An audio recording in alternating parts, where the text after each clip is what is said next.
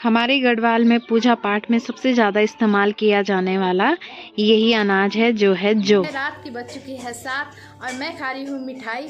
और इस मिठाई को खाने का कारण जो है, तीनों लगे हुए हैं। मेरे बदले का काम मेरे दोनों बच्चे कर रहे हैं।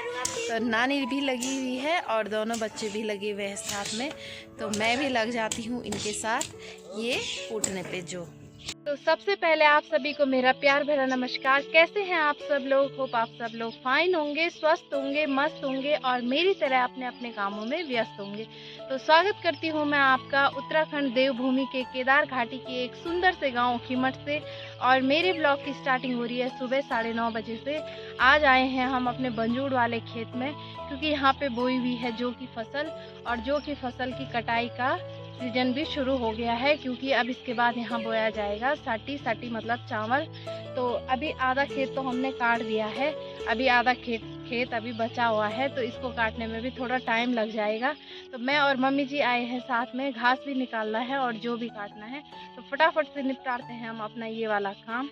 फसल को काटने से पहले मम्मी जी लगा रहे हैं दरांती पे धार, तभी ढंग से काटा जाएगा, नहीं तो फिर बारिश की वजह से केवल मिट्टी ही उखड़ेगी और जो में सारी की सारी मिट्टी ही हो जाएगी। इतना तो हमने पूरा निपटा दिया है, पर अभी ये वाला बचा हुआ है। और यहाँ ऊपर पे दिखाई दे रहा होगा, ये वाला भी बचा हुआ है अभी।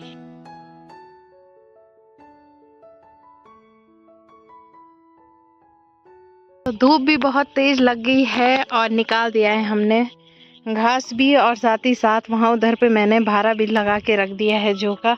और मम्मी जी पी रहे हैं पानी, ठंडा पानी लेके आई थी मैं पानी पीने के लिए। और घास ये है निकाल के रख दिया। और आज हमने ये पूरा खेत सक दिया है। तो धूप बहुत खतरनाक लग गई है, जैसे कि आपको दिखाई दे रहा होगा कि बादल का आज नामो निशान भी नहीं है। थोड़ा थोड़ा बादल है, पर शाम के टाइम पे वही बादल बारिश लेके आ जाएंगे। तो ये है भाई मेरी जौ की भारी। दिखती तो ये बहुत छोटी है, पर हो रही है बहुत ज़्यादा भारी है, क्योंकि बारिश की वजह से जौ कल भीग गए थे। तो ये भारा बहुत ज़्यादा भारी हो जाएगा। और इसको देखो, इसके नखरे देखो, इतना देर लगा रहा है पानी पीने में। बैसगी खसरा सरखा स्वाणी ने तो खाली सिंपल पानी पी दिया। आजकल इसका परहेज चल रहा है।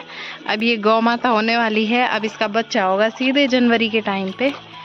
खेलकू, खड़ी, उस्त, अल्मोड़ा, एक से एक घास। मम्मी जी ने भी डंडा रख रखा है हाथ पे। क्या सोच रहे हो आप? कुछ सोच में तो हो। तो जो कल जो मैं भारा लेके आई थी जौ का, और जो नानी परसों वहाँ नीचे के घर में छान रही थी, तो वो नानी ने डाल रखे हैं यहाँ सुखाने के लिए। मेरे चेहरे की हालत और मेरे कमरे की हालत, दोनों की हालत हो रखी है अभी बेकार। और मैं दोनों चीज़ों को सुधार देती हूँ। और मेरी तो शीशे की हालत भी नहीं है सही। रिशु ने पूरा शीशा तोड़ के मेरी शादी का बर्बाद किया हुआ है। तो कल संडे था, तो कल मैं नहला नहीं पाई इनको, क्योंकि कल हम गए थे पूजा में। तो इस टाइम नहलाऊंगी मैं इन दोनों को। और ये भी आ गए हैं ड्यूटी से, 2 बजे के टाइम तक इनकी ड्यूटी रहती है। तो चलो भाई, नहाने के लिए तुम दोनों सबसे पहले फटाफट नहा जाओ, उसके बाद खाओ तुम दोनों भी खाना। खा लिया है और अब आई हूँ मैं अपने किचन में, क्योंकि खाना पीना खाने के बाद किचन में बर्तन धोने का काम रहता है। तो जैसे कि आप लोग देख सकते हैं, इतने सारे बर्तन हो रखे हैं। तो अब मिलती हूँ मैं, तब तक मैं धो देती हूँ बर्तन और कर देती हूँ किचन की सफाई।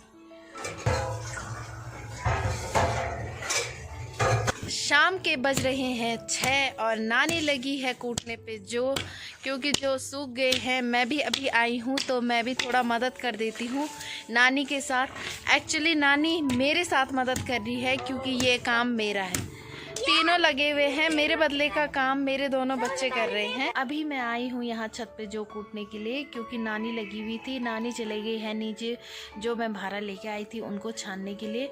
और यहाँ पीछे की साइड नानी ने ये कूट के पूरा रख दिया है। और यहाँ पे मेरे लिए ये वाला छोड़ा हुआ है, तो मैं इनको फटाफट से कूट देती हूँ। और हम इनको छत में कूट रहे हैं, क्योंकि यहीं पे सुखाया और यहीं पे हल्की हल्की चोट से इनको कूट देना है। और नीचे क्योंकि चौक में अभी गोबर से लिपाई भी नहीं दी है, तो इसीलिए वहाँ नहीं कूट रहे हम। ये है इसका कारण, क्योंकि वहाँ पे हमारी चौक अभी उतनी अच्छी नहीं है, क्योंकि वहाँ बहुत ज़्यादा दरारें हैं, उनके बीच में अनाज फंस जाता है और वो अनाज फिर किसी काम का नहीं रहता है। अंधेरा भी होने वाला है थोड़ी देर में, तो उससे पहले ही मैं ये पूरा काम निपटा देंगी।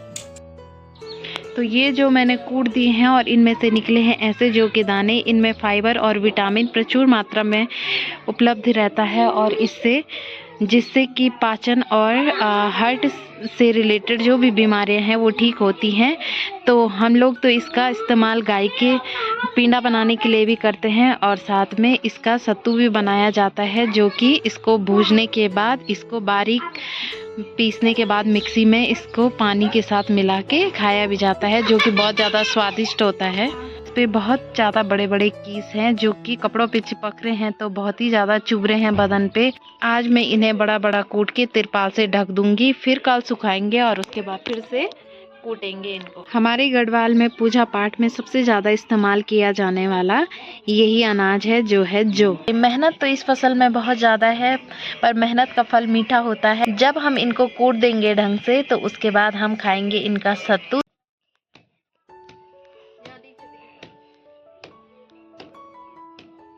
रात की बज चुकी है 7 और मैं खा रही हूँ मिठाई। और इस मिठाई को खाने का कारण जो है वो है कि मेरे देवर देवरानी आ गए हैं अपने ससुराल वापस। मेरी देवरानी आ गई है अपने ससुराल और साथ में आए हैं मेरे भैया भी। तो मैं दिखा देती हूँ आपको एक बार। ईशानी और ईशांक भी आ गए हैं। आज हमारे घर में केवल खुशी का माहौल है क्योंकि बच्चे बहुत ज़्यादा हल्ला गुल्ला कर रहे हैं और साथ में देवर देवरानी भी आ गए हैं, तो घर बिल्कुल भर चुका है।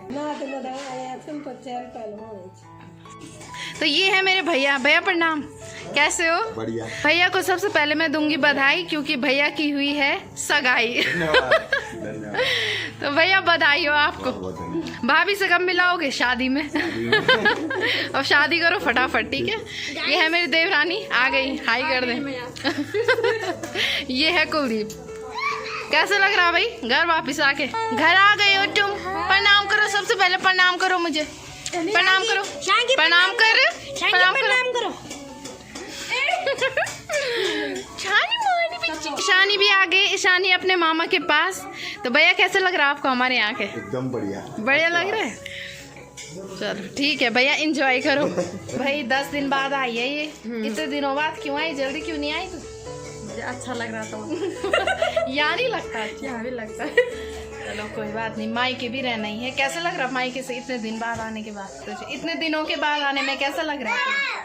ठीक लग रहा है। ठीक लग रहा है, अच्छा लग रहा है। आपको कैसा लग रहा है? दादी कहती थी माँ के लिए घर देश और बच्चों के लिए परदेश। तो ये यहाँ उतने खुश नहीं रहे होंगे जितना ये यहाँ आके हो गए। तुम कितना खुश हुए अपने घर आके? नींद भी आने लगी है क्योंकि टाइम हो गया है 11:30 और मेहमान लोग आए हुए थे, तो खाना पीना खाते खाते इतना ही टाइम हो गया है। तो अब मैं आ गई हूँ ऊपर सोने के लिए और उम्मीद करती हूँ कि आपको मेरा ये ब्लॉग पसंद आया होगा। अगर पसंद आया होगा तो प्लीज़ मेरे इस वीडियो को लाइक कीजिएगा, ज़्यादा से ज़्यादा शेयर कीजिएगा और कमेंट करना बिल्कुल मत भूलिएगा और मेरे इस चैनल को सब्सक्राइब तो ज़रूर कीजिएगा। तो इसी के साथ मैं आप लोगों से विदा लेती हूँ, मिलती हूँ अगली वीडियो में। तब तक के लिए जय देवभूमि उत्तराखंड।